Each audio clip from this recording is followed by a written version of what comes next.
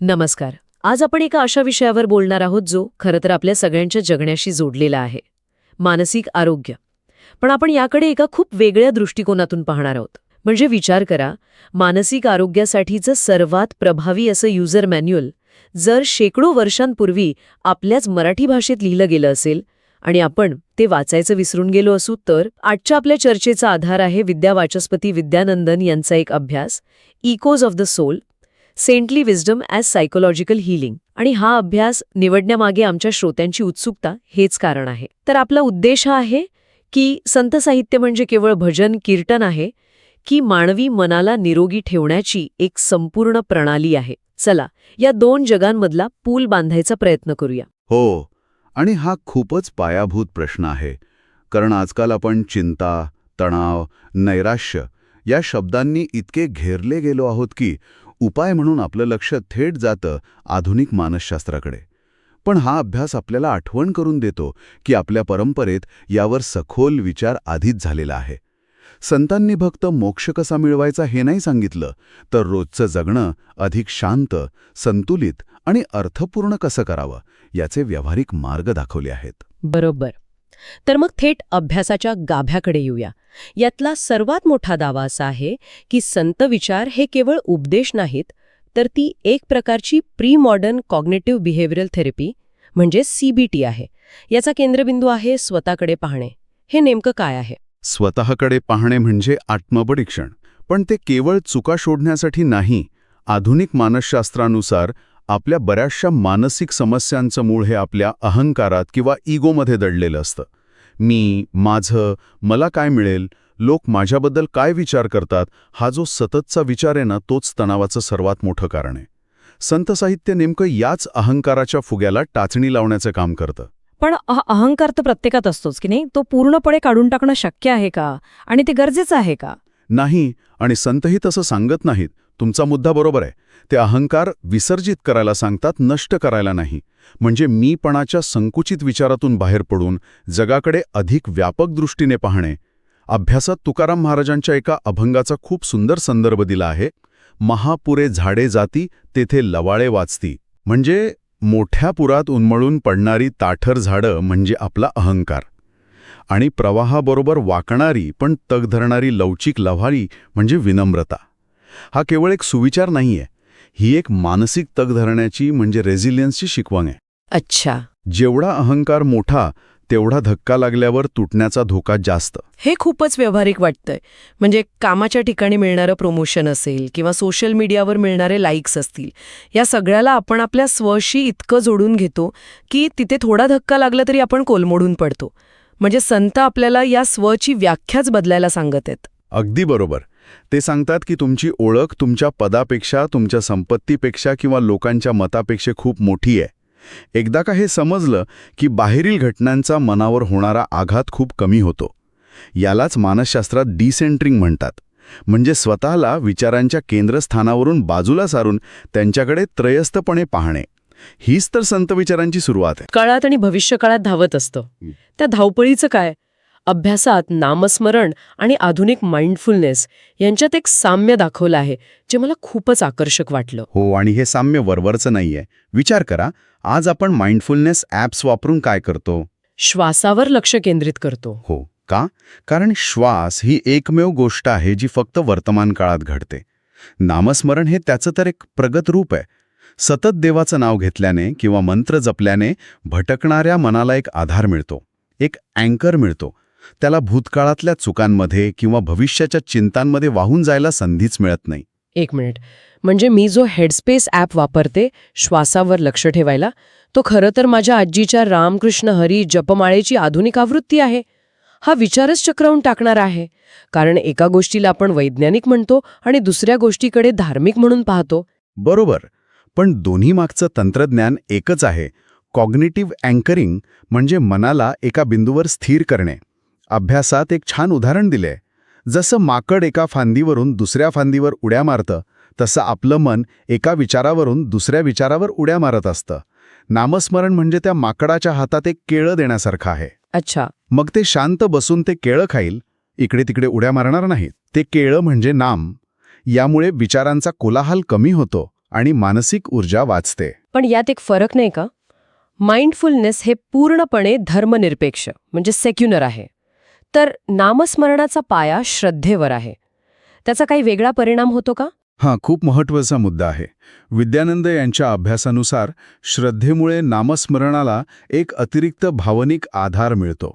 जेव्हा तुम्ही एखाद्या नावाचा जप करता ज्याच्याशी तुमची श्रद्धा जोडलेली आहे, तेव्हा फक्त मनच शांत होत नाही, तर एक प्रकारची सकारात्मकता, एक आशेची भावना मनात निर्माण होते. त्यामुळे परिणाम अधिक सखोल असू शकतो. पण श्रद्धेशिवाय जरी केलं तरी मनाला वर्तमानात आणण्याचा त्याचा मूळ उद्देश सफल होतोच. म्हणजे कोणीही ह्याचा सराव करू शकतं? कोणीही करू शकतं.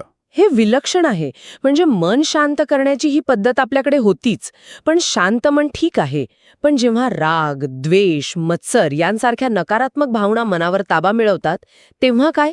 या वादळांना शांत करण्यासाठी संत साहित्यात काही उपाय आहे का? कारण आजकाल नात्यांमध्ये, कामाच्या ठिकाणी याच भावनांमुळे संघर्ष वाढलेला दिसतो. नक्कीच आहे. आणि इथे संत साहित्य आणि आधुनिक मानसशास्त्र, विशेषतः ॲक्सेप्टन्स अँड कमिटमेंट थेरपी म्हणजे ACT, यांच्यात कमालीचं साम्य दिसतं. दोन्हीही सांगतात की नकारात्मक भावनांना दाबून टाकू नका, कारण दाबलेली भावना स्प्रिंगसारखी असते, ती दुप्पट ताकदीने उफाळून वर येते. संतांनी या भावनांचं रूपांतर करायला सांगितलं आहे. रूपांतर म्हणजे नेमकं काय? हे ऐकायला खूप तात्विक वाटतंय. म्हणजे समजा मला कोणाचा तरी खूप राग आलाय, तर त्याचं रूपांतर कसं करायचं?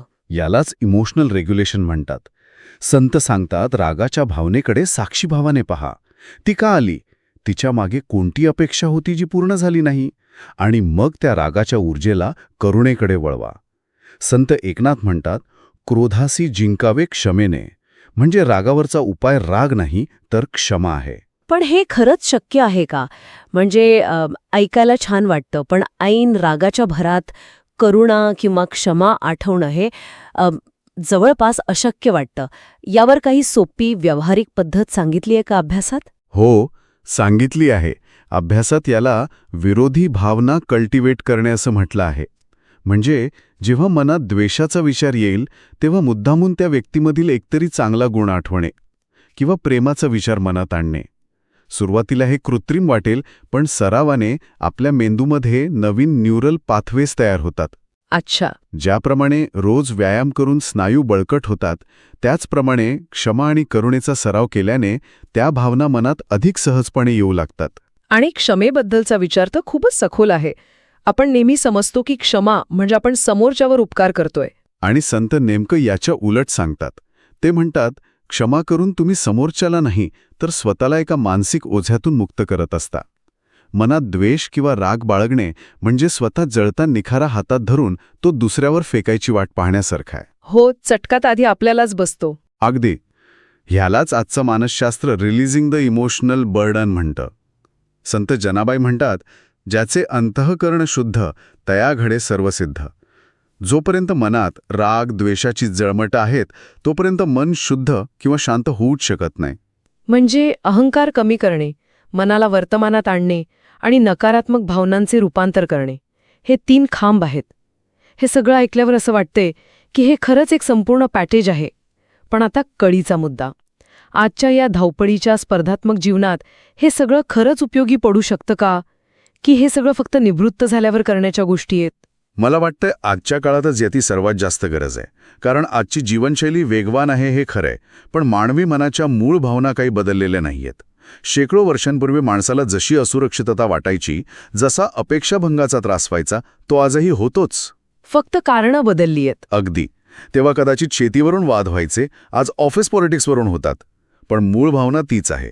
त्यामुळे त्यावरील उपायही तितकेच प्रभावी आहेत. याचं एखादं ठोस उदाहरण देता येईल का? समजा एखादा तरुण नोकरीच्या मुलाखतीसाठी चालला आहे, त्याला प्रचंड ताण आला आहे, तर ह्या संत विचारांचा त्याला प्रत्यक्ष काय फायदा होऊ शकतो?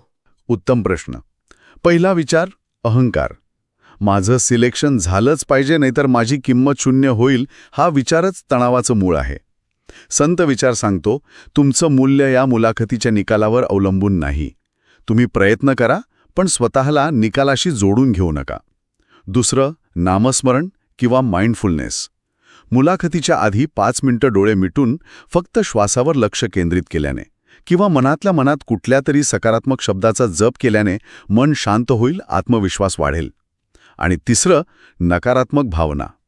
समजा मुलाखत खराब झाली, तर राग किंवा निराशेच्या भावनेत अडकून न पडता यातून मी काय शिकलो हा विचार करून पुढे जाणे. म्हणजे क्षमाशीलतेचा स्वतःसाठी वापर करणे. बरोबर. हे विचार आजच्या तरुणांसाठी अत्यंत व्यावहारिक आहेत. खरंच, या दृष्टिकोनातून पाहिल्यावर या विचारांमधली ताकद जाणवते. म्हणजे संत साहित्याकडे केवळ धार्मिक ग्रंथ म्हणून न पाहता ते एक सायकोलॉजिकल टूलकिट आहे असं म्हणायला हवं. अगदी.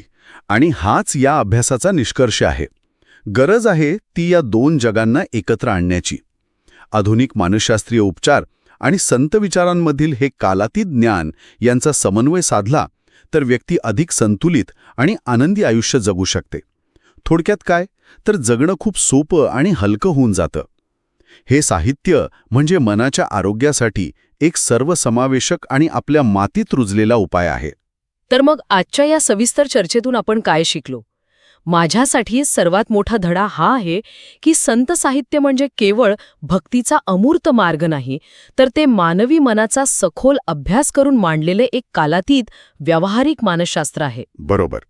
आत्मपरीक्षण करून अहंकार कमी करणे, सजगतेने वर्तमानात जगणे आणि क्षमाशीलतेने नकारात्मक भावनांना हाताळणे, ही तत्त्व आजच्या जगात पूर्वीपेक्षाही अधिक प्रासंगिक आणि गरजेची झाली आहेत. आणि आजची चर्चा संपवताना एक विचार सोडून जात आहोत. आपण अनेकदा मानसिक शांततेसाठी, आपल्या प्रश्नांच्या उत्तरांसाठी बाहेरच्या जगात, महागड्या कोर्सेसमध्ये किंवा पाश्चात्य संकल्पनांमध्ये शोध घेत असतो. पण कदाचित खरी उत्तरं आपल्याच घरात, आपल्या परंपरेत, आपल्या संतांच्या सहज सोप्या मराठी भाषेत दडलेली असतील का, ज्यांच्याकडे आपण आजपर्यंत जुनाट किंवा अवैज्ञानिक म्हणून दुर्लक्ष केलं आहे? याचा विचार नक्की करा.